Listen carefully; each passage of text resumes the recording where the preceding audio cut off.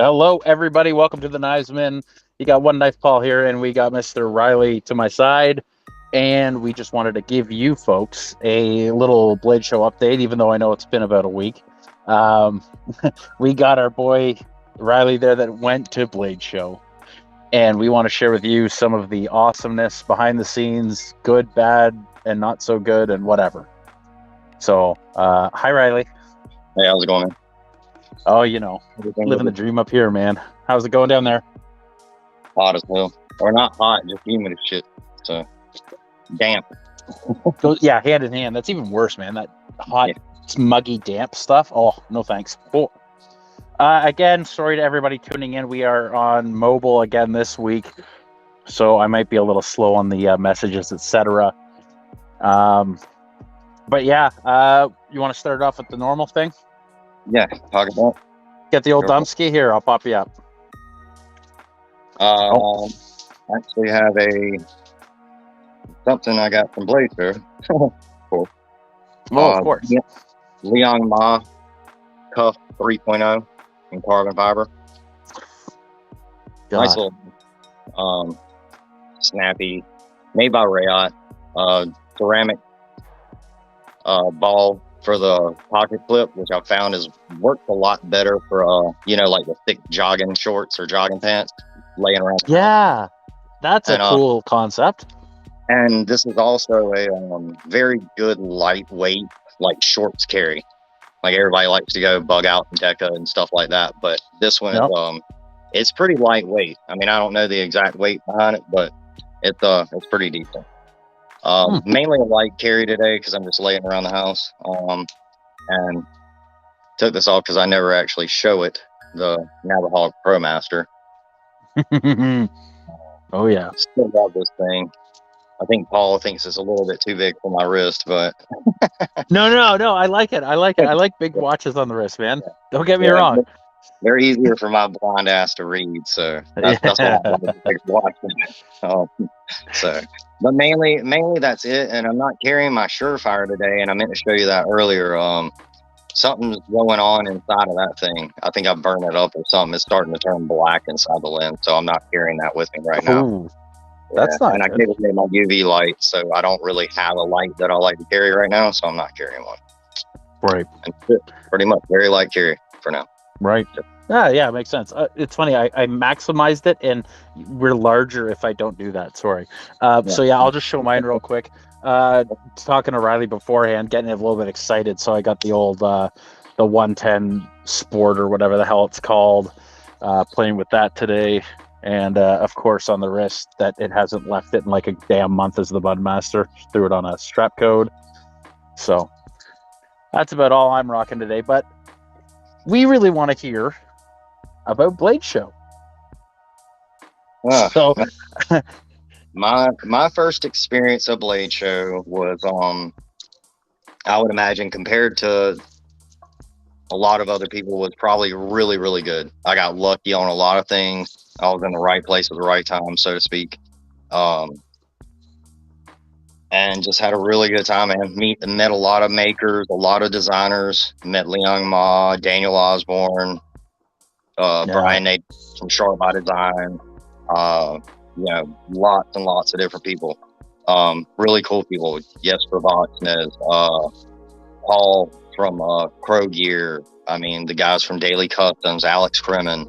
A lot of really nice people. Regardless, well, we won't go on that too much. I'm gonna play 20 questions or try to at least give you curveballs and see what you come up with here. So you met a ton of great people, makers and people representing their brands and whatever like that.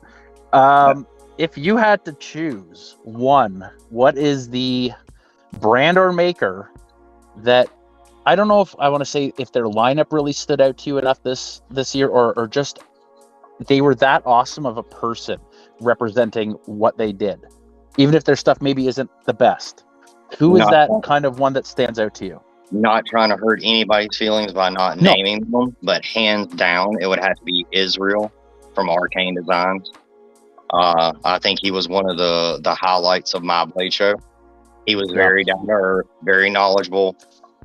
Very nice guy, willing to share all his ideas, you know, willing to listen to yours, even though, I mean, who the hell are we, you know, to give somebody like that, you know, Who the advice. hell are we, the people buying your crap, though? You Yeah, got to well, I remember. mean, you know, and he's like 100% like into, you know, I don't know, he just struck me as somebody that cares a lot about what we think. Any amount of input he takes to heart.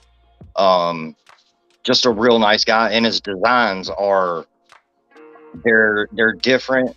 They're not like super out of the box, like, let's just say the Factor, you know, it's not a magnetic knife, but as far as, you know, the basic principles of what we've been using for the last 10 years, he does amazing, fascinating designs. And Right. with that being said, I guess you don't mind me segueing, this guy, the Abyss. Yeah.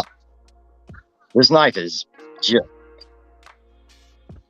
it's just really cool. And you know how I feel about a recurve, and it's got a tiny bit of a recurve. Yeah, it does. It's nice, but it has the I don't- Tonto, which you love. Yeah, I don't let it bother me, because everything else about the design, it's very sleek. It feels very good in hand. It's very, I mean, it kind of melts into your hand. It's Right, it was a good fit for you, that for sure. yeah, it was a very good fit. And all of it, I mean, and it was a thing. It was almost like it was a toss up. It was just what, you know, what you preferred as a blade shape, and you know, every one of them is just, you can tell they're just super slicey. But I mean, it's like I think I just picked this one. I don't know. I really don't know what drew me more to this one. The Tonto, that wicked, two different grinds on a blade. You got a slight recurve, which I'm trying to sell you on slight recurves, because I don't like a huge recurve either. But having a slight one, awesome. Again, that's right up your alley, man. That looked like a real strong tip Tonto, which is you. It's you, in my book. And also, you know, made by another company that I like. You know, he goes through Rayot. And as far as people that don't have all the capital to get a knife made production wise, and they go to Rayot, they're spending more money than other people that are getting their knives made. I can promise you, because they're paying for high quality production. Again, I'm going to say it. Geography doesn't have a damn thing to do with manufacturing. No, especially like China's changed a complete 180 from what you expected in the 80s with the cheap goods. And these people still have to make a living regardless of who they are. You know, they and still if they do a shit job, they're losing their job. They're losing that factory. So because we're Rayot's for killing it, right? Nothing else, you know, and that's just where I go with it. It's quality. I don't see any issues with the quality to steal anything with it. So, you know, that's just me. They seem to be able to do exactly what people want, and maybe even a little bit better. So, you know, that's great. Yeah, but Arcane Designs, if you want to look into something, you know, kind of cool, kind of new, a little edgy, he's got more stuff coming. No pun intended. Whenever I make sure that I'm allowed to show the newest full pictures of the prototype, I will. But the new prototype that's coming out, the Praetheon, is something that a lot of people, if you can deal with a front flipper, but it also I'm pretty sure it had thumb studs.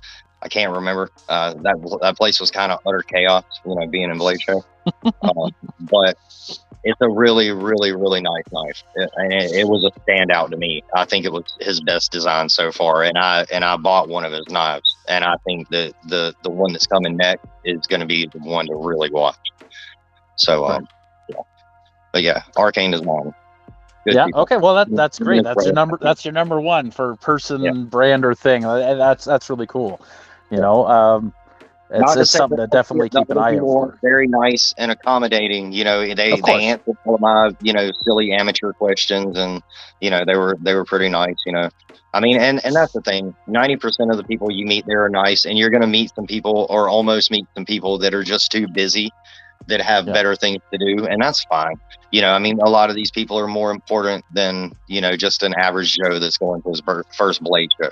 You know, and I've come to understand that, you know, after a little while, that people you gotta remember, we're not special, we're just customers. So we're just customers. I mean, but and you know, it is and speaking, and I'm gonna try and segue this in some kind of way that makes sense. because I was on Rayot production, when I got home, I had something pretty much the next day. As soon as I got home from Blade Show, so this guy came in. Oh, the Brian Brown Knives Jaeger. yeah. Oh my. I remember this. We talked about this last episode when it came to impulses, etc. Yeah. And so she's here. This was a long-term impulse. Yeah, and, of course. Another one that completely lives up to the hype. Oh, good. I'm glad. Really well done. It's a little, it needs a little bit of breaking in, but I like it. It's super. I just love the blade shape, man. It's cleaver done right. That's nice. Right. You know what? You're cutting that extra meat off the back that makes it impossible to get out of a pocket. That's what a cleaver should be. A nice, clean. Honestly, Gerber had the flat iron that was very similar. Not exactly like that, but it was that same. It's a cleaver done in a better way. For everyday carry, and that is beautiful. That Jaeger's awesome. Yeah. Beautiful. I know I buy a little bit too all black stuff, but the little pop of blue was just off.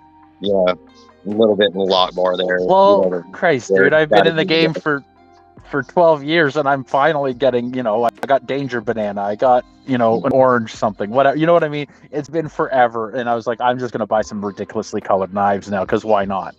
Okay. Should I stay with the black coated blade theme or the hype theme? Yeah, well, it's almost part of both, but let's stick with the black coated. What's the next one in the lineup? The Hogue Deca, aka Bug Out Killer. Yeah, here we go. I really like it, man. It's and I can finger flick it every single time. That bug out, the way their axis lock works, I can't do it like that. I don't know why. It might just be me, but this one, it's just, I don't know, man. It's the way it sits. I never rear flick anything unless it was like the Spyderco one with the middle finger. I always I can do the thumb fine on bug out. I can do the lock fine on bug out, right? I'm not a finger one to hit the thumb stud. I don't know. That's me. But yeah, if it works, that's great. Yeah. Gives you another option.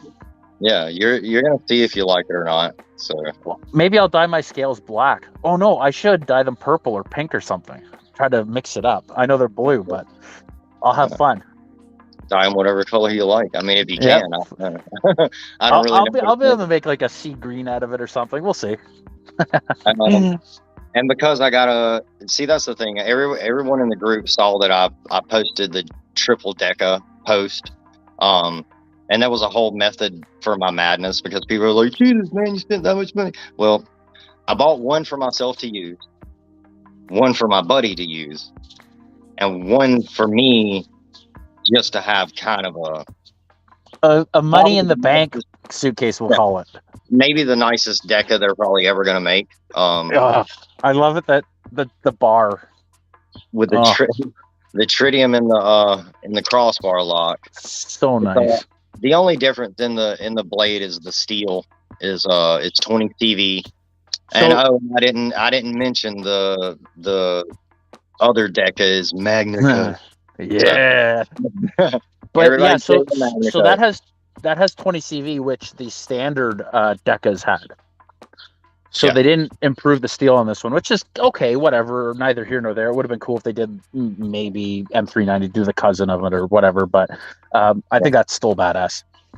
Because having the tritium, having the carbon fiber and being numbered, it makes it pretty cool.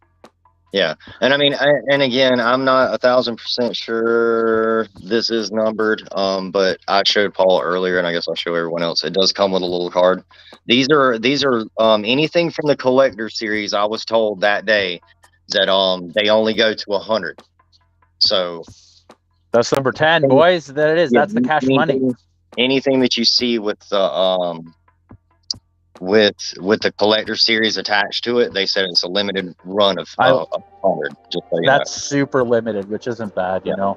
It's like I don't maybe I shouldn't do that, but I don't classify Hogue as the high level that it has Yeah. the reach of, say, Spyderco, Benchmade, Yeah. Kershaw, Buck. Those, it has that big web reach of the community, and I feel Hogue isn't that big yet. So it's kind of cool having a really limited run now Yeah. before they explode, Yeah. if they keep Well, doing what they're doing. then again, I mean, but that you know the reason why Hogue has never been a household name, correct? It's because they split their focus, and I'm not saying anything bad about Hogue, but it's they split their focus. They're not mainly knives. They're firearms accessories. Right. They're they make some amazing stuff on that end too. But that's where they put their money and innovation right now. And if they find enough interest, and this is just kind of what I kind of heard through the show, Yeah. and if they get more of a interest from people, and I think that's the main reason why they made the Deca in the price range that they made it. Right. Because normally at Blade Show, you get a deal. You get a Blade Show deal. That wasn't really the case this year because of inflation. So I paid $130 for the standard Deca. That's right. Yeah. Which it's not a bad deal, but I can get the same deal from any knife store anywhere. That's right. Yeah, but probably with a 10% off code that I can use. But I was at the show and I was riding that wave of excitement and enthusiasm, and you're in the zone. So and I mean, and I don't regret any purchase I made. We'll just go ahead and say that right now. Yep. Good. I just wish I had more money, but I don't think that would have done me any good. Because I firmly believe that if you have $5,000 and you walk in the Blade Show, you're going to spend it, and you're still going to say, well, there was this. I wish I had more money. There was this thing that I would have gotten if I just had more, like, fuck you money, or just throw away money, Right. I mean, but I mean, and I spent a lot, and I'm not, you got to recoup from that. And I saved a lot to be able to do it. But I'll move on to better things. I got a couple of blades that I really like though. Morris knives. I was gonna say we can hold off on maybe that specific one until the end to maybe finagle a giveaway. Well, I mean, but there's two of these. This is mine. This is okay, mine. Good. Okay, I wasn't sure which was which. Yeah, this is my knife. But this is made from an old farrier's rasp. From Michael Morris Knives. And if you buy a knife from him, and of course, if you're in Canada, you can still get his knives. I mean, the fixed blades. He doesn't really do folders, but he uses, reuses the old farrier rasps. He will sharpen it for life. If it gets broken, he'll replace it for life. It's a pretty. I mean, I'll show more with the all of that whenever we get to the other point of this knife. But these are great little fixed blades. This was my first chance to actually get one, because these are hard as hell to get, believe it or not. Right. And they just sell out like that. This is a Morris Knives Pee-wee, and it's a small blade, but it's a full size. I mean, it's pretty much a full size handle. Yeah, it's the best. It's the best type of knife you're gonna get, honestly. A full size handle with a nice controllable blade. Yeah, and I mean, it's got a tiniest of a reserve to it again. Yep. But you gotta broaden your horizons sometimes. Right. Another fixed blade that I got was I'm sure everyone or most people, if you haven't, you can look it up. I don't have one right next to me. I do own one, the Boker AK1. Yep. Which is the Alex Kremen first design through Boker, I guess, or his first design. But what he does is he gets those knives and then he reworks them. So he took that knife and cut it down into a Tonto, changed the grind on it, and put black micarta scales on it. Really love this little guy. And again, another small, I mean, almost the same cutting edge as you have with this guy. Sorry, I'm going the wrong way. But yeah, apparently I have a type when it comes to things of that nature. We know you. Come on. Yeah. And speaking of this fixed blade from Alex, Daily Customs, he's also friends, or they're close with Paul Burnt from Crow gear. And this is just something that, you know, just one of those little fidget deals. It's called a don't worry stone. Right. So it looks like you got the micarta on one side to play with, and you got a bottle opener on the back. Yeah. Just for fun. That's cute. Yeah. And really cool little deal because it's completely interchangeable. You can get brass, you can get titanium. Yeah, I like that. Different colored micartas. Just a cool little deal. And you know, sometimes I've realized that, and I do like this design. Don't get me wrong with what I'm about to say. Sometimes you realize that you just really want to support one of your friends that you've made online, and you're like, you know what? Regardless, I got to get something from this guy because you know. And Paul's a cool guy, and you know, and my friend Mac B from Alta Nazir Werkstatt, whatever. I can't say it because it's German. But a really cool German knife company that I deal with, MacD, and they're all close friends, and so yeah, I ended up getting this, and they were right next to the guys at Daily Customs, and I do have a micarta bead that I got from Alex Kremen as well. I just have no idea where it is right now.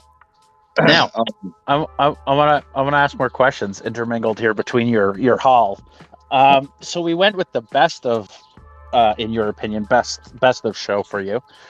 Now, let's name names and say maybe what was the least pleasant experience you had with somebody there, or maybe not even that, maybe the least impressive lineup that's coming out, or if that falls to a couple companies, maybe a couple have a terrible lineup coming out this year where nothing changes, or we don't even have to say terrible. Maybe it's the nothing special.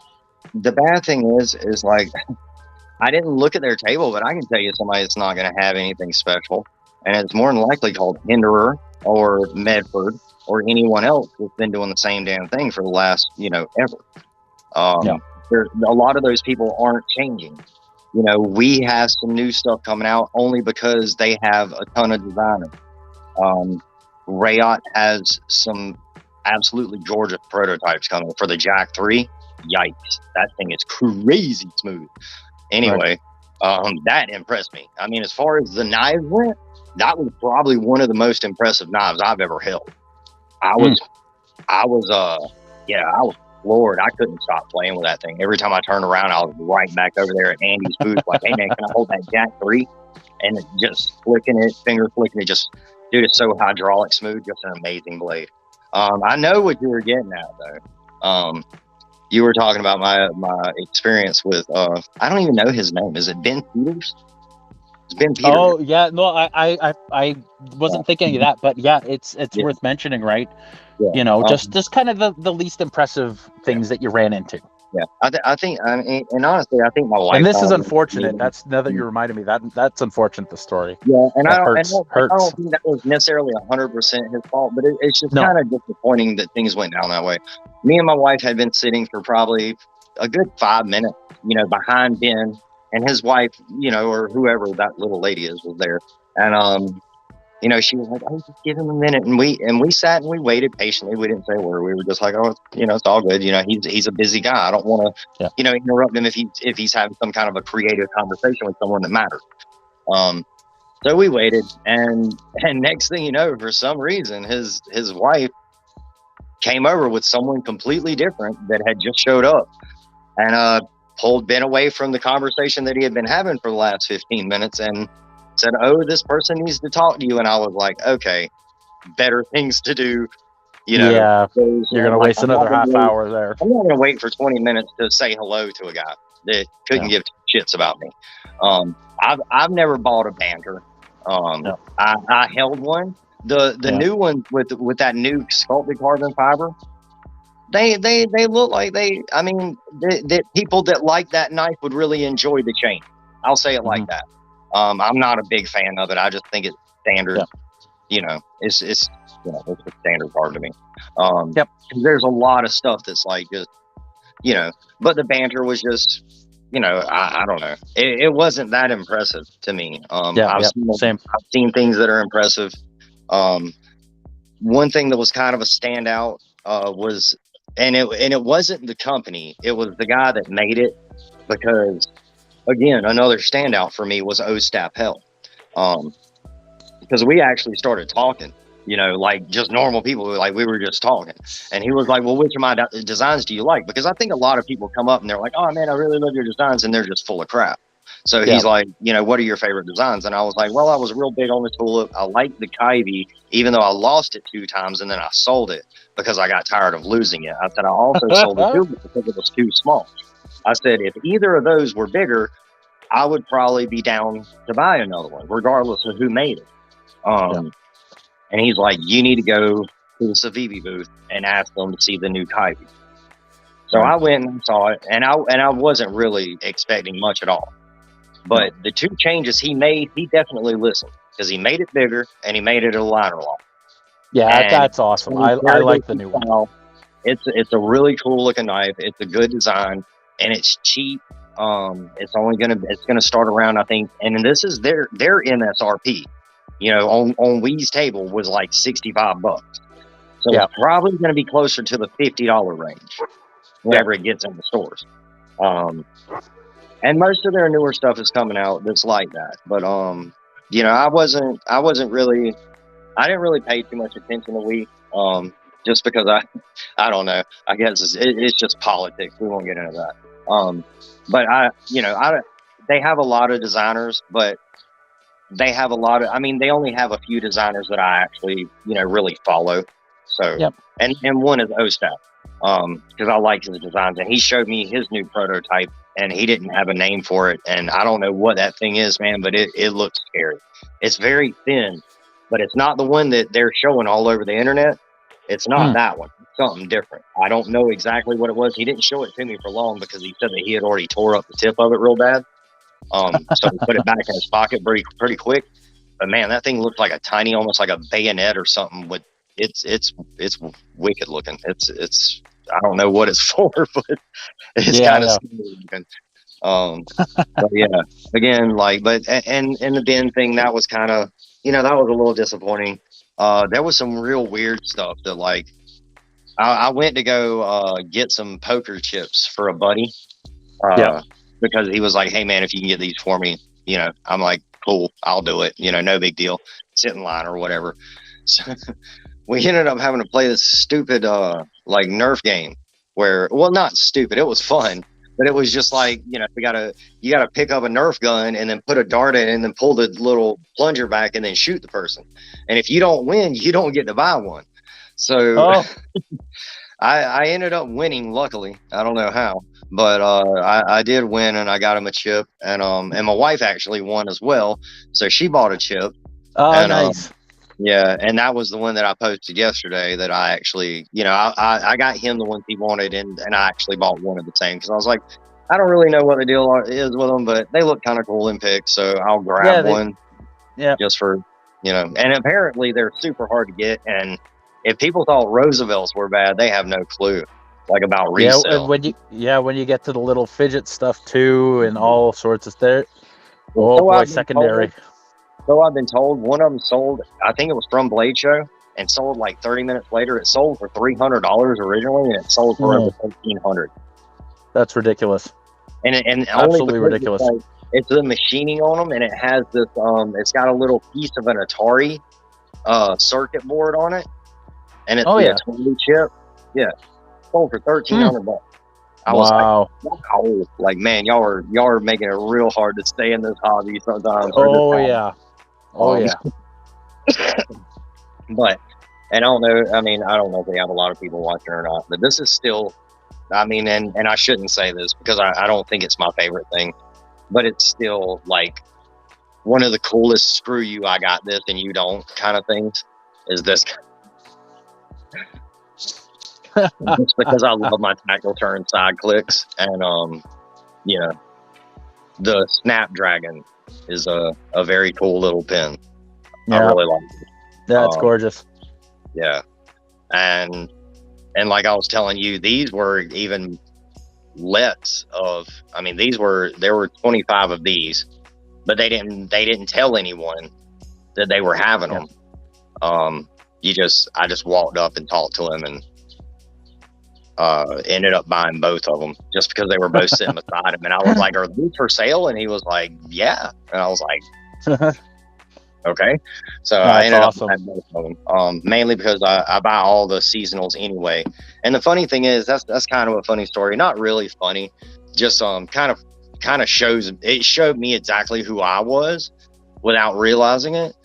Because I said I have all of the seasonals except for one, and he was like, the safety first. And I was like, no, I got the safety first. And he was Yeah. like, which one was it then? And I said it was the stealth. He was like, why? I said I don't like bolt action pins. Yep. I don't. And I just and I was talking. I'm pretty sure I was talking to the owner of the company. But I was like, I just don't like bolt action pins. I said I'm all about Right. the side click, baby. That's my deal. Like I'm not Yep. buying anything else from y'all other than side click. I said that's all I've ever bought. That's all I'm gonna buy. I said I've got about 10 of your pins. I said, but they're all side click, every single one of them. Even the even the ones I've given as gifts, even the ones I've sold, everyone I've ever had, I've never even held. Not even at the show, I've never held a tactical turn bolt action pin. I just haven't. Right. I've got a bolt action pin. My wife bought it for me. I like that one, but it's more like an actual bolt action, and it's like that full letter company, or I can't remember. It's a nice pin. You've seen it before. I just can never remember the name of the company. Right. They're a little more like the James brand kind of pin. Not really the James brand, but you know what I'm saying. But more for the gentlemanly crowd, not like us. Yeah. And I mean, and also from Paul, the guy from the Don't Worry Stone, which I got the more patches. I always get patches from him. Is near, and we all the know end is near. Nice. But yeah, they it was so much, man. I lose track of things, and like I've already literally, which I already gave away the other deco, which that was already pre-planned. But I ended up buying I ended up buying 9 knives, and I guess out of all of them, this was the one that I was most hated for getting, I guess, because most hated. I love the Roosevelt. I like my normal Roosevelt. I like this one as well. They're just amazing knives. They're great. I mean, and the thing is, I did buy this one kind of to, just to have it, because it matches my pry bar. It matches my pry bar, and I don't have to use it because I actually have a Roosevelt that I actually do use. So, and that one's just kind of, I mean, who knows if I end up getting rid of the other one, because I'm not the kind of person, I don't really like selling things for way overpriced. I've made a little bit of money, and I still almost feel kind of bad about it. So I don't know if it's really worth it in the long run. I mean, I hear you, man. I mean, but I've checked with this person like a month after, and like, are you still happy with this purchase? Because like, I only did that because I was saving money for Blade Show. Like, if he's like, no, man, I'm super happy. I got a great deal, and I'm like, no, you did not. You paid $207 over retail, bro. You did not get a good deal. And that's the thing. If I ever sell one of them, I'd probably sell it right at table. But I talked with Daniel. He's a real nice guy. I mean, I showed him my Roosevelt. I have a picture with him. He's actually looking over my first Roosevelt, and telling me to send it in, whenever I beat it up a little bit more. He said I haven't beat it up nearly enough. He said, but continue to beat it up and he'll fix it. And it won't. So, and that's the thing, man. He's a real nice dude. He's a real knowledgeable guy. I think he got bombarded by a lot of people saying that he sold to vendors. I'm here to tell you, people, just so you know, a lot of these people that have vendor passes, they're not actually vendors. They're people that help out in the knife community a lot. And a lot of times their first trip to Blade Show, and I've recently learned this, but their first trip to Blade Show, because they're not familiar with it, some people will pay the little bit of extra money to let someone have a vendor's pass. All these people don't actually work for these knife companies. And I know that doesn't make it any better in your eyes, but in the grand scheme of things, it's all a game on who can get there first. Correct. That's what I'm understanding. And if I can be helpful and actually enjoy what I'm doing with knife companies and get a vendor's pass, and I can get in there before you, that just means that I just strictly play the game a little bit better. And if you want to hate me for that, that's fine. And I didn't do it for that reason. I didn't help out who I helped out to be able to get, ahead of everyone, because I didn't really get ahead of everyone. I waited until actual people were lining up, and I was like, okay, these are actual people, and I was like, okay, and I jumped in line, and I got the one I wanted. But you know what? I was that close, and I'm not going to pass up the opportunity. Honestly, I mean, I really, it didn't matter at that point if anybody hated me. I was like, screw it, I'm still getting my second Roosevelt, and I'm getting exactly what I wanted. And I paid $1,000. There's a difference too. There's those people that do the vendor pass thing, and then they go and they scalp the shit out of the stuff. Yeah, they went there just to get that for $1,300 to sell it for $2,600. Yeah. So there's a difference in the type of person that does this too. Yeah. And Paul, you know, I never planned on getting a Roosevelt. You know why I ended up with one? Because we were in a corner of a room talking to these guys about this knife. And I went to go out of that room, and we were turning that corner, and my wife said, the show just opened. And I was like, did it? And she was like, yeah. And we looked over, and she was like, isn't that Osborne? And I looked over, and I was like, it is. He was directly in front of Morris Knives, and I had no clue. I had actually looked around for him, and I didn't see him. So, and it was literally like people were lining up, and I was like, shit, screw this. And I knew he had 40 knives, so I was like, screw this, I'm getting in line.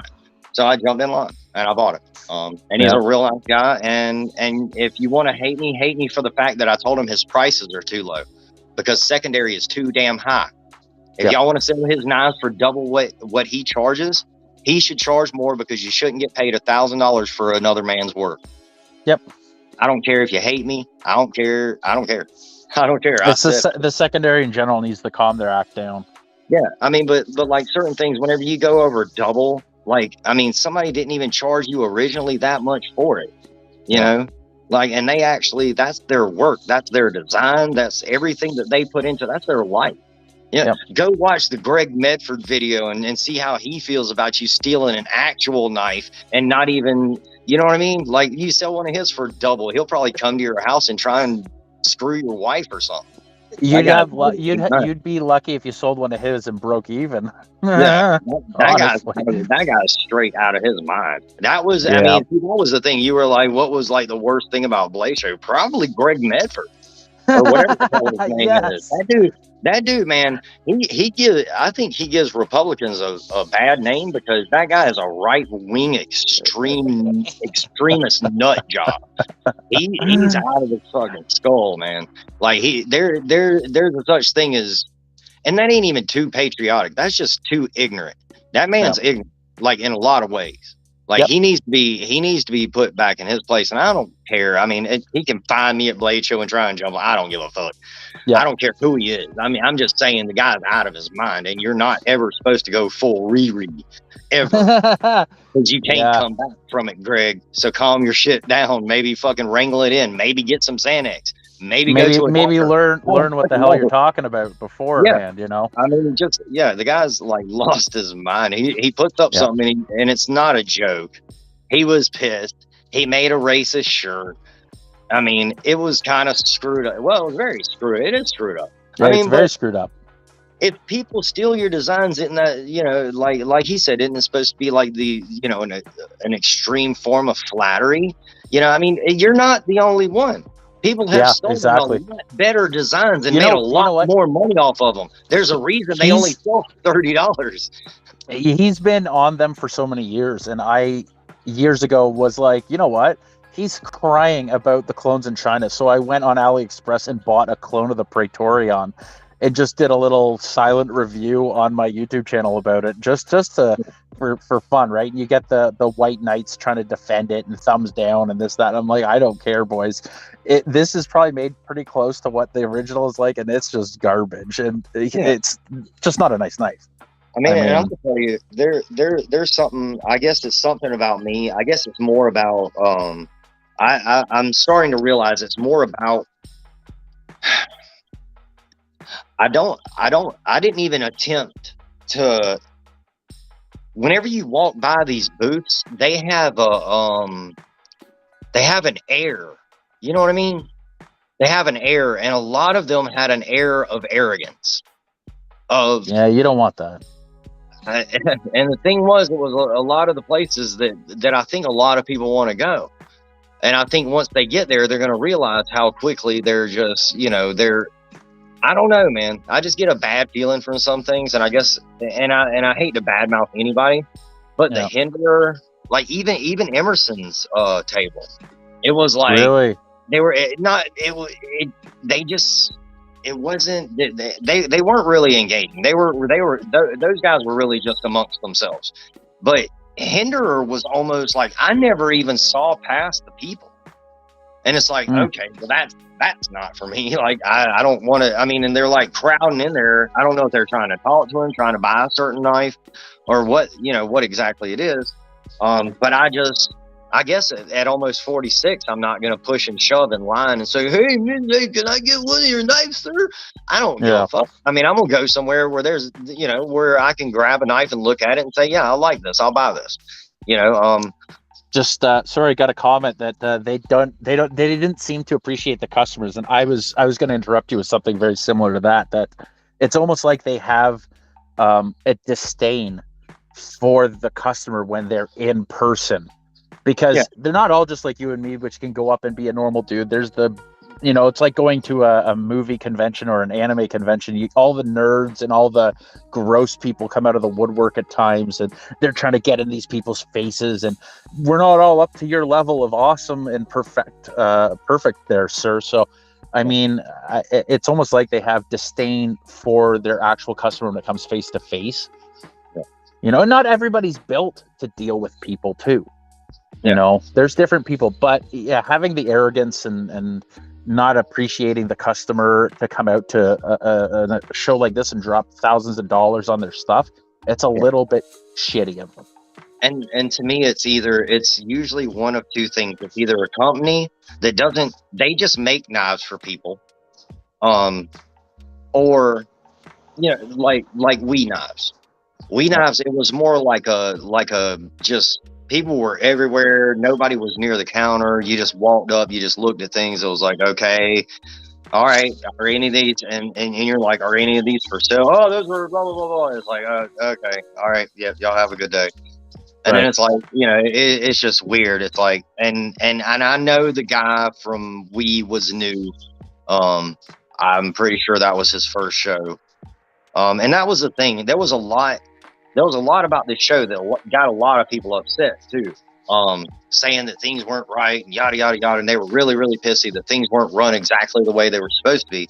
And again, probably in a place I shouldn't have been, but I heard from a couple of officers that I was speaking with that everybody there is new. Like that whole staff that ran Blade Show last week they were all new. They had never. So they have to learn. Yeah, this was like, but normally it's the same. It was the same group of people, but it's through an organization that they had been hired to run Blade Show. You know what I mean? And then all of a sudden, they're not being hired to do it anymore. They had to restaff everyone. So all of these people, it's like their first time. It was going better and better every year, or so people said. And then the pandemic, blah blah blah. And then last year, I don't think it was the same crew either. I think it was a different crew than it was this year. I think they were trying out a different crew last year to run it. So it was a little bit of a growing pain, but I mean, I think it'll be easier next year. And a lot of things are probably going to be a lot different because, as I said, the thing with Roosevelt, he's going to go out and give tickets to people now. So now, instead of, trying another way to get a knife like that, thank God I've got two, because y'all can kiss my ass. I'm not sitting out there from freaking Thursday afternoon until Friday morning at 8 o'clock or 9 o'clock to be able to spend $1,000 to buy a knife. Not me. Nope. I won't buy it on secondary either. I just won't get it. And that's why I went ahead and took my opportunity. Like I said, I mean, neither one of them, they're not for sale, they're mine. So I'm not, but I don't see how people do it, man. And they did it for Bill Koenig's knives. And I'm telling you, a lot of these people turn around and sell them. Yep. And it's people like Arizona Custom Knives. Those people should be sued. for what they do. They bought one of their vendors went over and bought a Koenig, a purple carbo quartz, whatever the hell, and it's on sale Arizona Custom Knives right now for $2,500. That's bullshit. Ridiculous. That's ridiculous, man. Just a markup site, you know. Yeah, and they're pushing up the secondary prices, and it just makes it even harder to obtain for other people. You know, and that's the thing. Like, I may have been at the Roosevelt table, but you know what? All that did was free up a spot for people at the freaking Koenig table. Yeah. Because, you know, I mean, I had actually never had any interest in an Arius, but I tried one the night before the show, and I was like, damn, not bad. Would prefer a mini, but I actually kind of like it. It wasn't a horrible knife. But to me, it's got to be more than not a horrible knife to spend that much money on. Well, that's it. Yeah, it's got to be something that really speaks to me. Avion, that was an interesting thing. Avion knives, they have a knife that, and I know you're going to be like, and if you see it, you're going to be like, that's way too complicated. And it is, but you don't need any tools to disassemble it. But it's really crazy, weird. It's like 14 steps to disassemble it. Real nice guy, you know, but it was like, and they were like, you know, we're doing a contest for somebody to win the knife. You have to take it apart and put it back together within 2 minutes. We'll show you how to take it apart. And he showed me how to take it apart. I was like, look, man, I didn't waste a minute and a half of yours. I'm not going to waste another 2 minutes or 3 minutes while you watch me fuck this thing back together. I ain't even going to waste no more of your time. I said, that's too complicated for me. I said, what's your price on it? I think he said $695. And I think everything went black for a second. By the time I opened my eyes again, I was near the Hinderer table. So, and that's a joke because it wasn't even the same room. I don't know who I was near, but I kind of blacked out for a second when he said $695. I was like, Jesus Christmas. Yeah. Like, it's a really nice, tight knife. It's a little thin. For me, the blade and everything's a little thin. I don't know if you want to look it up later, but it's Avion. And a few YouTubers have like looked at the prototype. It's cool. I mean, it's a nice, sharp working, like it's got sharp action on it. I like a real, it's just really reactive to everything you do. It's real nice detent. It's a good little knife, but it's a little thin for me. And it's like, it just seems like the less material they put into a knife these days, the more they charge you for it. Yeah. I don't really understand. I mean, if they could help me understand why it's that high of a price, I would probably be more inclined to, to consider buying it. Cause I mean, I guess I've gotten to the point where I've already spent over that much money on a couple of knives, and now it's like, okay, well, I want you to do a little bit better for that much money. Right. And honestly, and I hate to say this, but thinking right now, just looking at everything I have, the only overpriced knife I have is this one in reality. But I kind of knew that going in. But as far as but I mean, he does a lot of machining. He does a lot of stuff to it. So it's there in different ways. You know what I mean? But it's more of a, it's Daniel's dealt with it the whole way down the process. I get Roosevelt's probably more of a mid-tech than it is just a production knife. Right. I mean, I would think so. But I mean, everything else I pretty much have is production knives. So, I mean, I guess that's the main difference in it. But yeah. Yeah. Jeez. Yeah. So yeah, like what else? What other little things do we have to show that you picked up? I don't even know. Oh yeah. Well, I got this Rayot earthquake pin that earthquake. Yeah. Yeah, I can't remember the exact name of the designer. It's two different designers. It was collaboration. But I don't have a lot of screw top pins. But I really like the integrated pocket clip, and for a lot of the things I do, like I can actually take this on jobs. You know what I mean? Like, cause I can put it down in my pocket and it's not going to get full of dust. It's not going to get full of sand because it's closed off. That's and my side clicks, if they get full of sand, I'll start grinding, and that's just going to be a mess. But and that's the thing. And like, sometimes I feel like I need a pin. So, and a lot of times I'm in a lot worse environment than I should be in. Uh, something else I didn't get from Blade Show. Titanium and Damascus. Sorry. Yeah, yep. Damascus bit driver, because you got to be fancy when you're taking apart your knives. Of course. Yeah. I again one of those things. It's overindulgent, not really necessary, but it was helping out. It was supporting a friend. So This wasn't made by Rayout. These were my friend Andy Crane Martin had them made. So if you need a good bit driver that's super fancy, get in touch with him. They're pretty nice. They're a little overindulgent. I got a ton of these. I don't know. I mean, there was so much stuff that I got, but it wasn't. Like I didn't keep a lot of it here. I mean, I got so much like stickers, and it's hard to even like. It took me a couple of days to even start going through it. It's overwhelming. They give you a I got some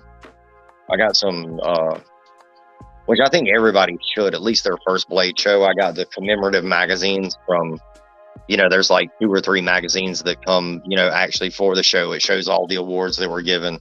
Not that were given, it's the awards that people were going for, I guess. Right. And that's the thing. I mean, there was so much. It's like hard to tell you everything.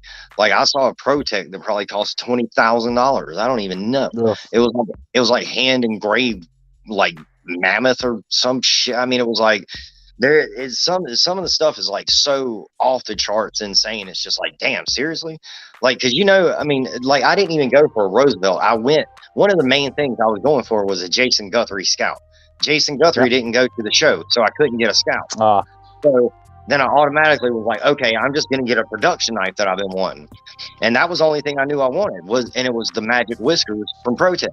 Oh, well, the only one they have is over $600. I'm like, I'm not spending $600 on my first knife. And then I turn around and spend $1,000 on my first knife. And then at the end of the day, it's like, I don't even know. And then the next morning I was just walking around like 5 minutes before the show.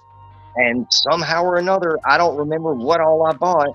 And I wasn't like jumping in line for things that people were clamoring for.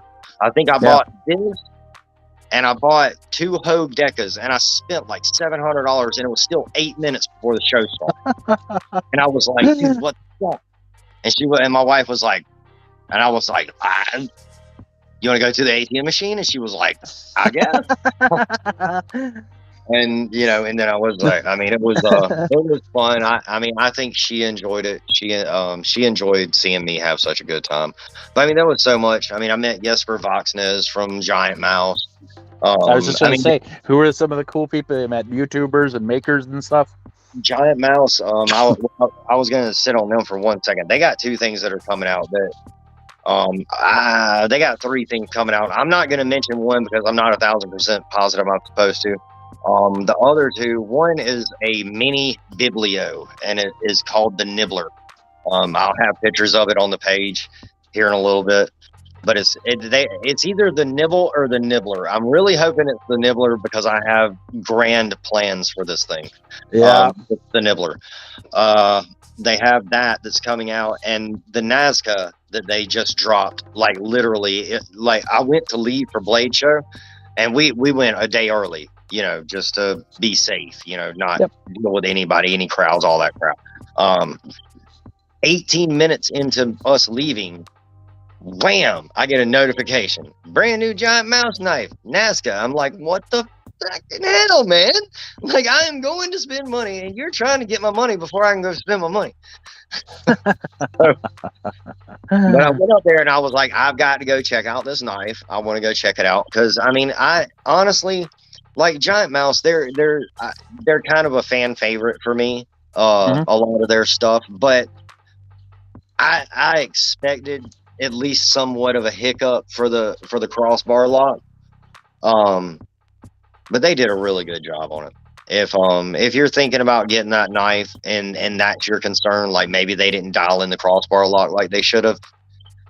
I think they understand it better than others. because it worked really well. Right. And the titanium, if you're waffling over the titanium in the micarta, the titanium is worth the money. It's a totally different feel from that knife to the micarta. It feels 10 times more solid in the titanium. And Of that's course. just my personal biased opinion. That's Yep. not anything affiliated with Giant Mouth, because I just felt them and I was like, nah, that 25 bucks difference, that I would spend twice that to have that better feel in that knife. Right. Gorgeous grind lines on it. They got the nice, crazy angle grind lines on it. And for some reason, I really love that shit. So, but a really good knife. Met a bunch of YouTubers that were really nice. Met Frankie and Bird from Birdshot, Jake from Bearded Gear, Taylor from Best Damn EDC, Big Red from Big Red EDC or JB. Probably a few others that I'm forgetting. Just, I mean, like I'm saying, man, it's so overwhelming that first trip, and everybody you see is like, and the funny thing is like Israel, I probably saw him 6 or 7 times. Like I saw him at his table 3 or 4 times. I saw him like somewhere in the Cobb Galleria after the show one time. I saw him in the pit one time, and just like every time he's like, "Hey, Riley," and you know, and it's like I knew him for, you know, just a great dude. And every time we were around each other, we made the other one know that we were around each other. So that's cute. It was kind of fun. It was almost like a person tag, like, "Hey, there you are." Like I knew you were here somewhere. Hey, so it was awesome. You know, you were honored to meet all these great people and stuff. Were they just as honored to meet the Knivesmen at Riley from IBEDC? No, not really. Oh. No, they probably were. Who knows? Oh. Everybody said that I was, you know, I don't know. I'm kind of an asshole, but I mean, I'm usually like, I mean, I remember somebody asked me something, and I can't remember exactly what it was. There was a lot of weirdness, man. Those guys, the knife people that were like having controversy around them, they made the show kind of weird. Because people didn't know. There's John, our buddy John there, says it sounds like it was a great show. All in all, honestly, it sounds like it was a great first show for Riley. He's just filling us in on a little bit more details here. Yeah. And thankfully I kind of learned a lot. Because you've got to really take your time. Like, you're never going to see it all. And there's going to be certain things that for some reason you just can't find. And of course, it was some of it was just kind of odd. We were just like, even my wife, we were kind of confused. I was like, Jesus, man, like they should, I don't know. I just felt like how much I miss NASCAR. Like they should all have signs hanging out in the aisle. Right? Yeah, have their banners like, I can recognize Re8 from here. I can recognize Hinderer from here. I can see, you know, having little banners would be really cool. Yeah. Anybody that like a trade show. Anybody that has booths and stuff, they have a lot of attention to their thing. You know, they have like the billboard up, but it's like, I don't know, they can't really build up, and it would cost a lot of money to bring neon signs in to have, you know what I mean? Because it's but having a nice little banner up like that to be able to like We Knives, I think they took up like the space for at least 4 or 6 booths. Like they bought up a lot of space, and they put up this that's huge god awful yellow light, so you always knew where they were, you know. And that it's the yellow that's in their logo. It's that color yellow light that's like kind of just, that's what I remember about it.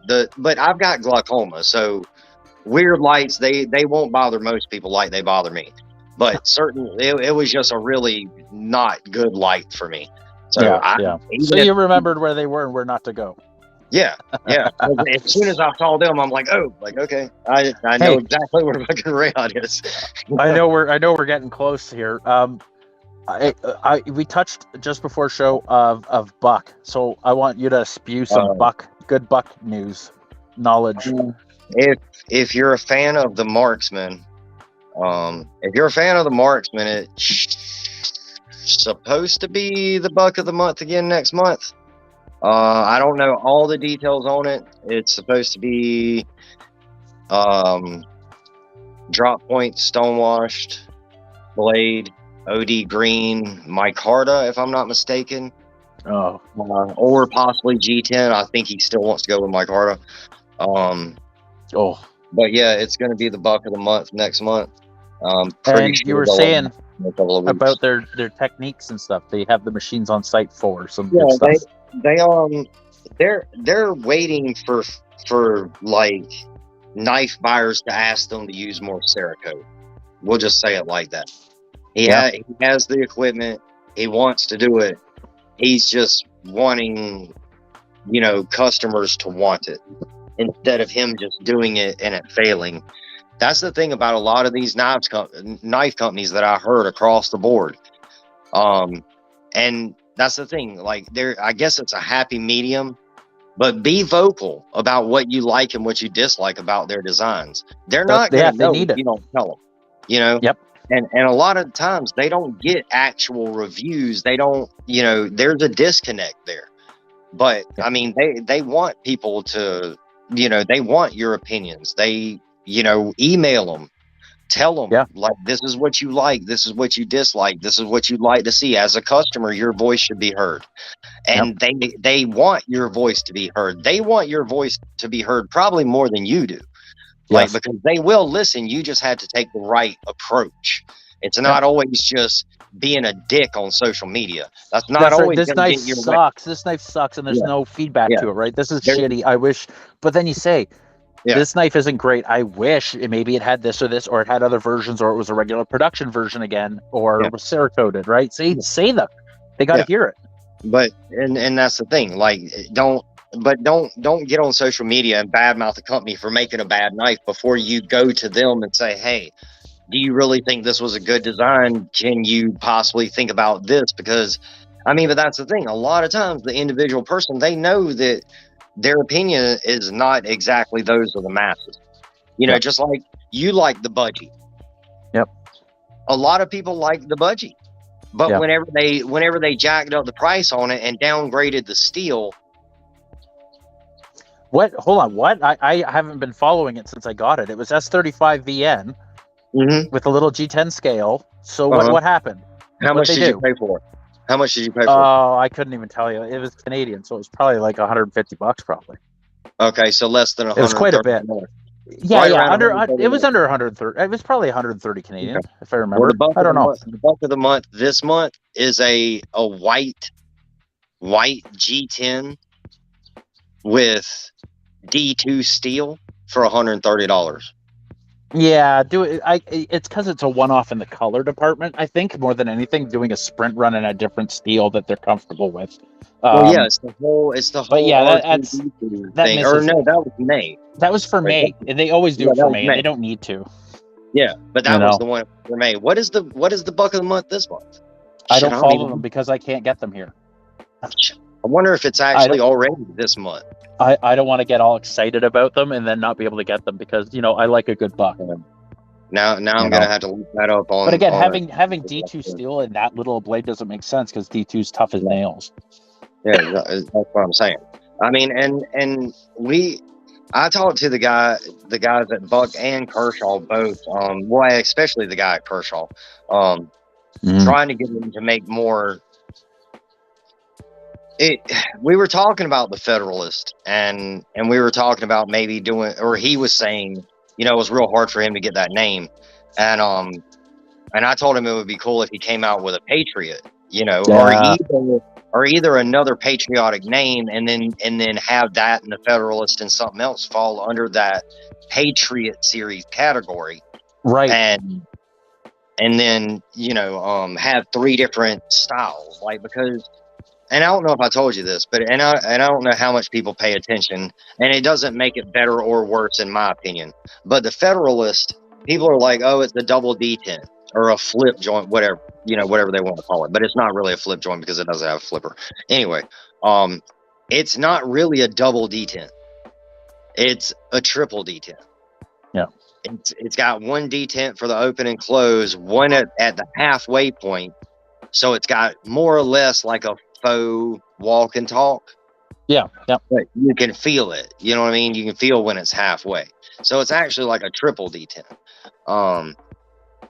And he said that was really weird that I was one of the only people that had asked about that, because most people don't ask about it. They don't even feel the second detent. But you do, you feel it. There's a little click there. But yeah, I mean, he said, you know, we were talking about ideas, and he's going to come out with something, and I don't really know what it's going to entail. It's just going to be more along. He's going to try and keep along with like a patriotic series where it's like more traditional styles with modern aspects. You know what I'm saying? Like almost like old blade shapes with new mechanisms or something, you know? Yeah. That's a good thing to do. You know, that's hot right now. Yeah. And I talked with the guys at Boker. They were talking about a lot of stuff. He's got something coming out. Have you heard anything about their car series that they're going to be doing? No. Apparently it's going to be like coming at, like, I don't know if it's, I couldn't keep up, honestly. I don't know if it's going to have like folded steel from these cars, but they're like from like the Detroit motor kind of stuff that's going to be like geared into.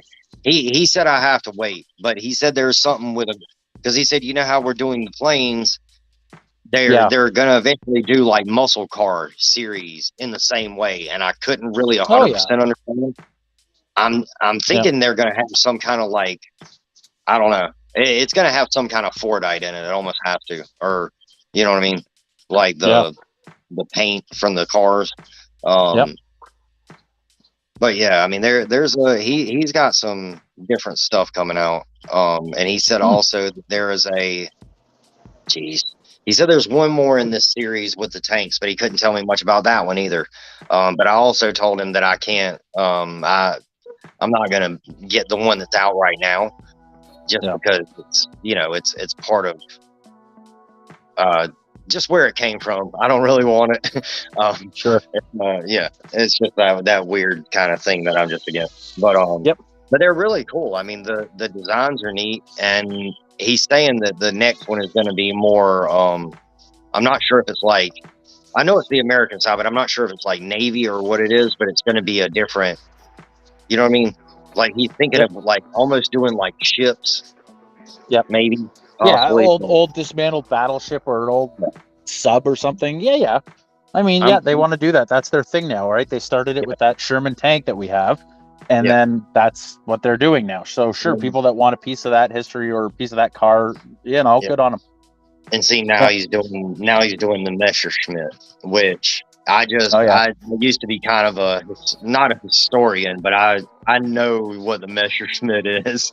And like, you know what I mean? That was, I don't know. I mean, I guess it's the same way the other way around. It's a little too German, maybe we'll say. Little too, I did not see that coming. I did not see that coming.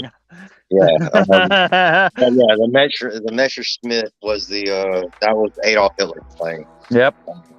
Well, that's it. That's exactly it, right? So that one's got a lot of history behind it, honestly. Yeah, and I mean, General Sherman. It's not like he was any, you know, worse. Well, I don't think he was a worse guy than Adolf Hitler. That would be horrible to say. I mean, he just did his job, you know, that he was supposed to do.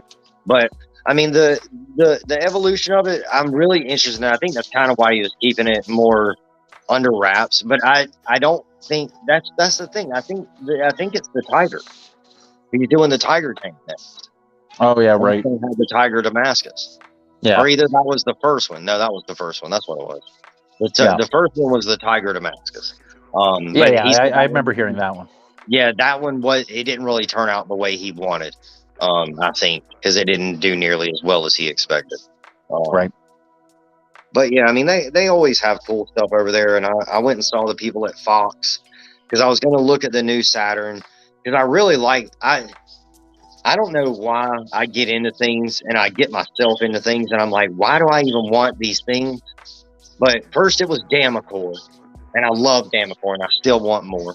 But I finally got a knife with Damacor on it. And now Fox has another thing in their lineup that I really want, but it's a dagger, and I'm not big on daggers. But it's the copper, the Q-My, or Q-My, whatever you want to call it. But it's like the line of copper in the blade, and it's like right in the center of the dagger.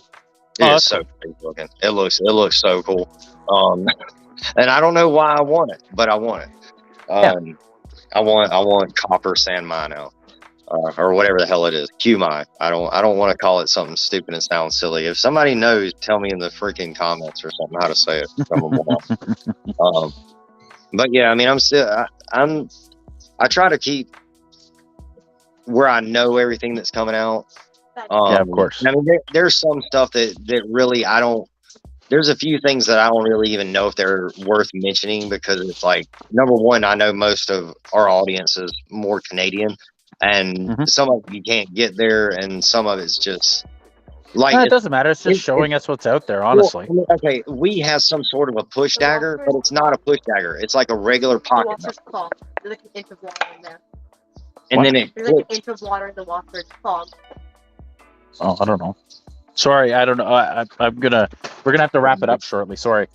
Yeah, you're fine. You're fine. So sorry. What I was saying is, it's just more or less. It looks like a regular pocket knife, and then you push this unlock button, and it pulls it into a push dagger. But there's no practical use for a push dagger. You know, that's why I really wasn't going to mention it because there's really no practical use for it. Not even a fun fidget factor. You know, unless you're cleaning up after Mardi Gras, there's really no use for a freaking, you know what I mean? Or a huge kid's birthday party that spans a half a state. You have no reason for a push dagger, and you can just use a razor knife in that aspect. So, well, that's right too. Popping balloons is my point. But give me 1 sec. Give me 1 sec here. You can keep talking for a minute about it. Yeah, I don't know what I'm going to talk about. I'll talk about something else. Who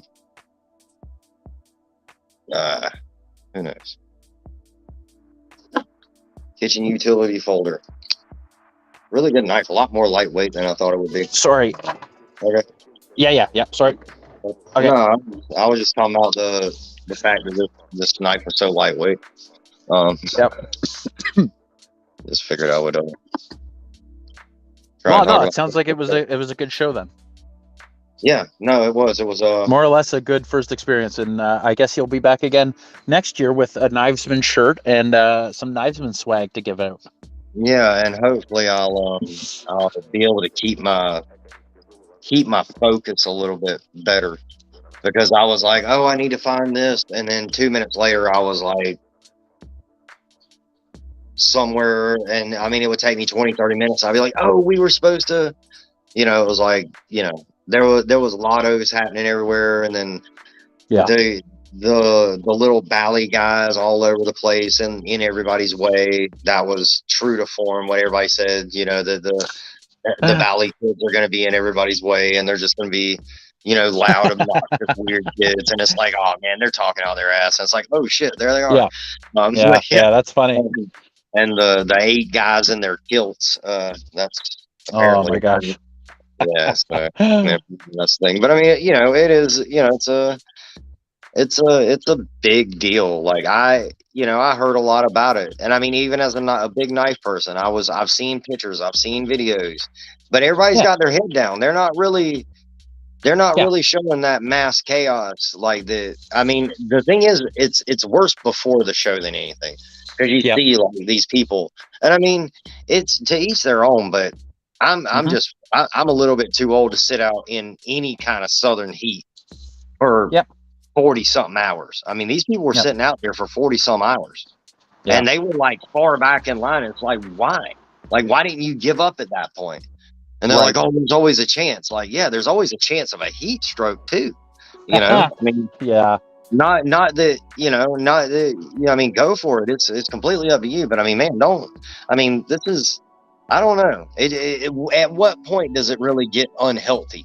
You know, for somebody. Well, I mean, maybe that's their first time, or maybe they know that maker has something, so they're willing to brave it to get it for the decent price, or the resellers in pieces of crap. So, you know, you were right. Whenever you were closer to the last one, the people that are willing to sit out there for 40 something hours, a lot of times they're gonna make about $1,000. Yep, that's it. So, I just don't think they should be part of the equation. Not that I want to disappear them like Greg Neff or Jesus Christ. Like, I don't want to. That guy talking about disappearing people for a stolen knife. I'm like, what? You're actually talking about that for a stolen knife? Like, you're silly. Well, yeah, it's some crazy. Anyway, brother, I got to wrap it up. I've got somebody swinging by to get some stuff. So I appreciate you telling us about Blade Show. I didn't mean to cut it off. I was hoping we could go a little longer, but he's a couple minutes away. So I do have to wrap it up. And I appreciate everybody watching and learning and all the good stuff. And I definitely appreciate you, going out there and killing it for us. Yeah. So yeah. I hope everybody joins IBEDC and sees some little mini reviews and photos of Riley having fun. So that's it. I mean, thanks for everybody tuning in and participating in IBEDC. So, man, appreciate it, everyone. And everybody watching this. So let's call it a day. Yep. See you, everybody. Yep. All right, man. Have a good one.